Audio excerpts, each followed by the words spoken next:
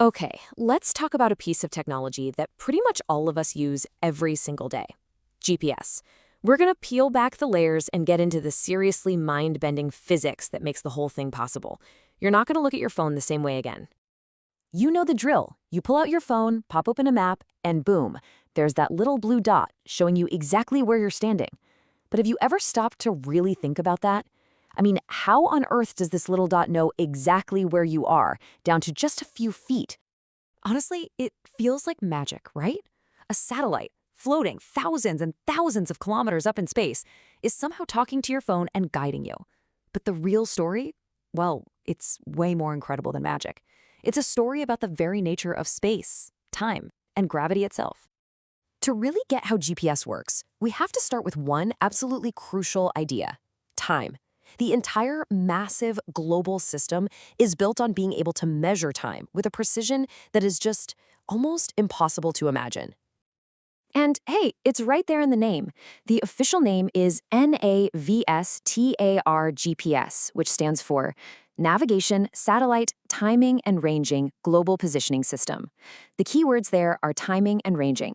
The whole system works by measuring how long it takes for a signal to travel, which tells you the range or the distance to a satellite. So, at its core, the concept is pretty straightforward. Your phone is basically a super sophisticated stopwatch. It's constantly listening for signals from at least 4 different satellites, and for each one, it calculates the exact travel time. By comparing those times, it can triangulate, or really triliterate, your precise spot on the globe. But here's the catch. Those signals are traveling at the speed of light. That's about 300,000 kilometers every second. So for this to work at all, the timing has to be perfect. If you're off by just a few nanoseconds, and we're talking billions of a second, your location would be off by meters. The whole system would be completely useless. The solution seems pretty obvious, right? Just use the best clocks ever made. And that is exactly what they did. Every single GPS satellite has multiple atomic clocks on board. These things are so precise, they might lose about 3 seconds over a million years. So, problem solved? Or maybe not. Because even with these unbelievably accurate atomic clocks, there was a huge, fundamental flaw in the plan. A problem so big, it would have turned the entire multi-billion-dollar GPS project into a total failure. You see, the problem wasn't the clock's precision. The problem was that as soon as they got into orbit, they started ticking at a different rate than the clocks down here on Earth. The very fabric of time was behaving differently for the satellites.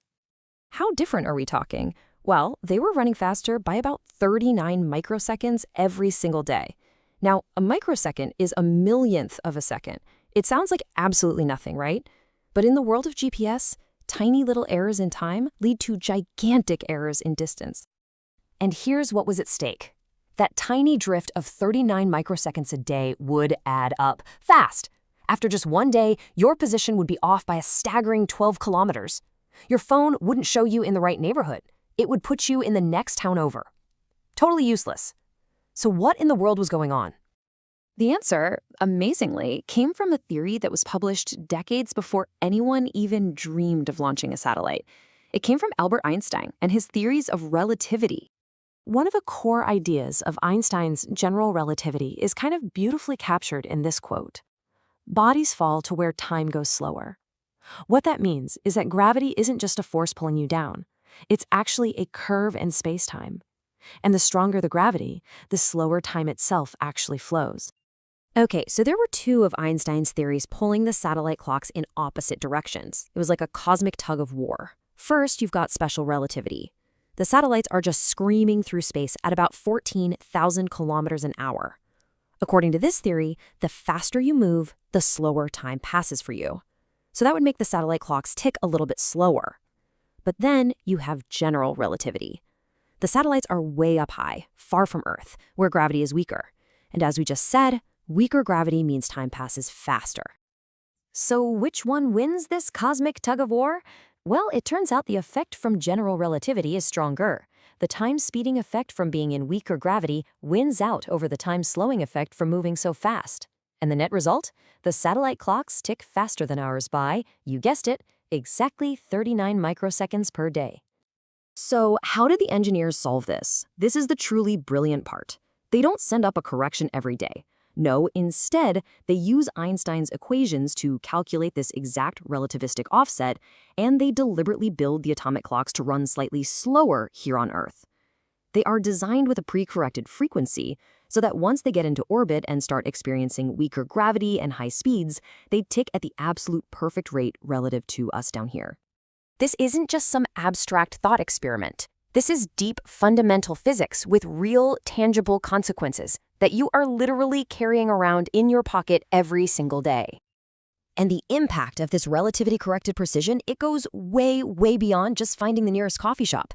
It's the hidden backbone for countless critical systems that our modern world absolutely depends on. I mean, we're talking about using GPS to monitor the tiny movements in bridges and dams to ensure they're safe, to guide autonomous tractors in a field with centimeter-level accuracy, to manage entire fleets of cargo ships across the globe, and even to monitor the subtle shifts in the ground that can help predict earthquakes. None of this would be possible without accounting for Einstein. So what's the big takeaway here? The next time you glance down at that little blue dot on your phone, just remember what you're really looking at. You're not just using a clever piece of tech. You are actually using a map of space-time itself, a practical, everyday application of Einstein's deepest insights into how the universe works, all just to find your place in it. How cool is that?